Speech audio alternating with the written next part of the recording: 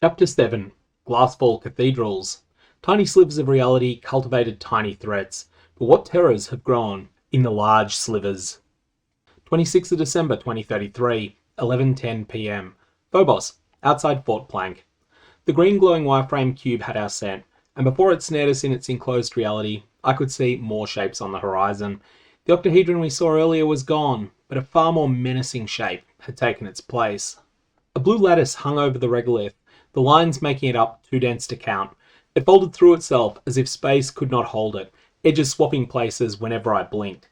I wouldn't have recognised it, save for Brimfall's eldritch horror putting the fourth dimension into my head.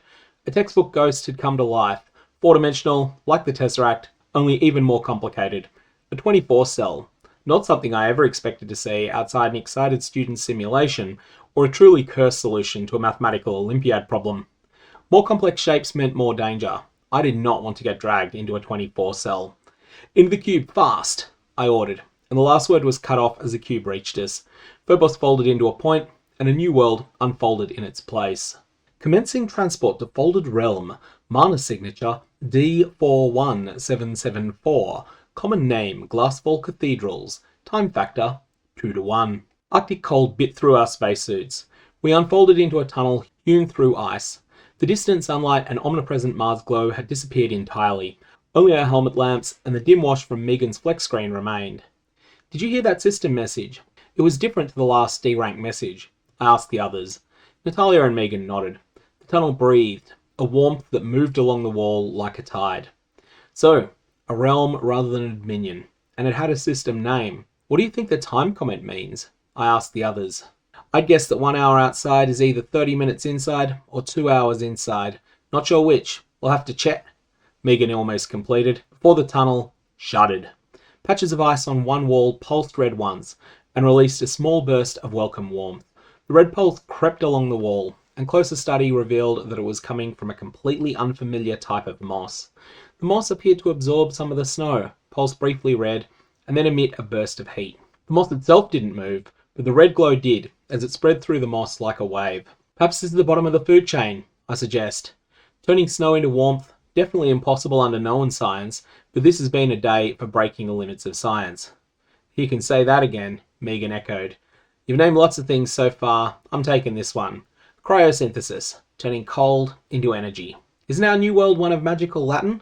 Natalia uncharacteristically responded. "Phrygisynthesis might fit better than a Greek word."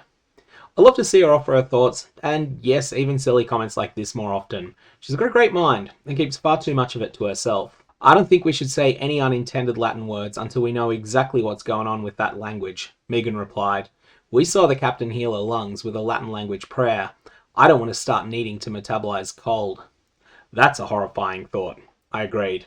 The warmth exuded by the moss was welcome, and it made my shivers less violent. The path marked by the moss meandered along the walls of the corridor, as low as knee-height in some places, and just shy of the ceiling about 4 meters high in others.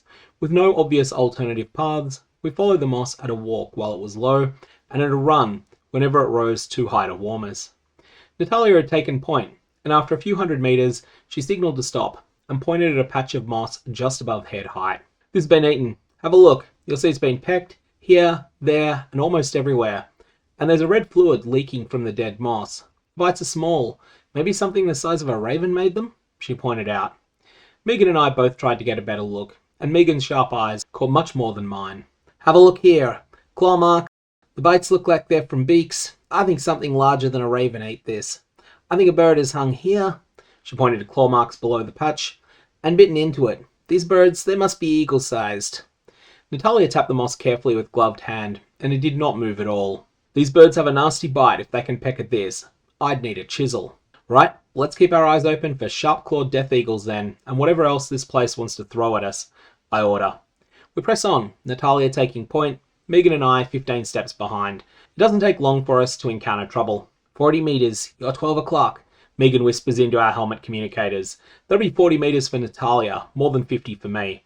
I get a good look at the large birds, whose most prominent features are extremely long, crystalline and razor-sharp beaks, and blue wings made of extremely thin scales and feathers. Megan had been correct. They were eagle-sized. Megan prepared shields as the birds conjured needle-sharp projectiles to fire at us. They aren't birds, and they aren't limited to clawing or biting. They're firing something. I'm lighting them up, I say. 3 shots ring out before Natalia's urgent cry not to.